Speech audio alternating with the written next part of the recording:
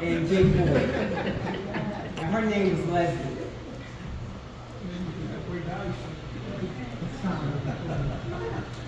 And her name was Leslie. That's me. And as I got to a few months old, my mother and father were split. And as the years went on, my father was kind of strange for me because he moved on to remarry and he had 2 more brothers. My mother had 3 children with him, my brother and my sister and myself. And as I moved on and grew into a womanhood and becoming a mother myself, my father came into town and I was going through something. And I was telling my dad, you don't care, because you weren't there growing up. You came to town, you brought me both jobs, but you left. But you raised those other 2. But one day I was going through something, and my dad was in town, and he came, he said, come here. I said, yes. He said, come on. He took me in the bathroom. He said, look in the mirror. He's standing behind me. I said, no. Oh, okay. He said, what do you see? I said, I don't see anything. He said, you know what I see? I see my daughter, and she's beautiful. Amen. Years went on, still talked to my dad. Didn't get to see him. My dad lived in Boston my whole life. I never had been to his house. He always came to New York. And my dad one day was communicating with my husband and I all the time. Every morning, Larry was on that phone, talking to my dad at 4:30, 6 o'clock. And it got serious. And I said, my dad's sick. I said, why is he ill? I said, I know my dad.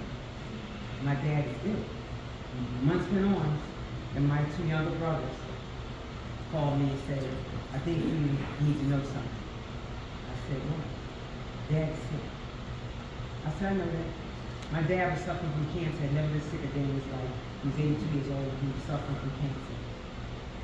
And as I talked to my dad and time when I had those couple of months with him, I said, Dad, we won't come up and we're going to do something for your birthday. The first time my dad has ever had all 5 of his kids in one place at the same time.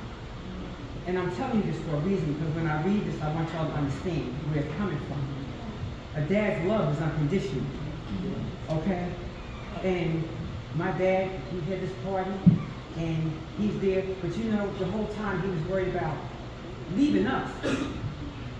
You going somewhere, you don't know where your destination is, but you're worried about your adult kids that you're leaving behind. As I sat there and watched my dad, the strain in my face, in my heart, it was real.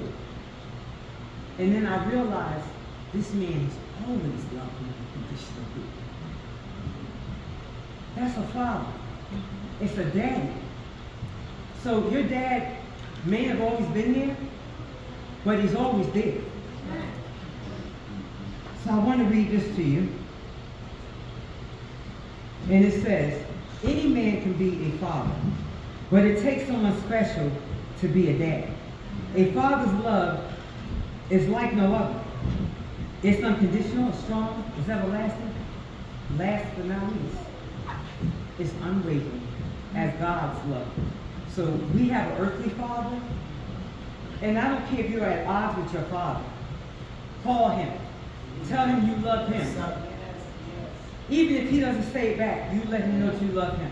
So I want to say to our fathers today, we appreciate you. As women, we think that we have and we do it on our own. But it didn't happen that way. There was a father. So I want to say thank you to each and every father in this house. Thank God for you. And don't forget, at the end of this day, you thank your Father in heaven. Amen. Amen.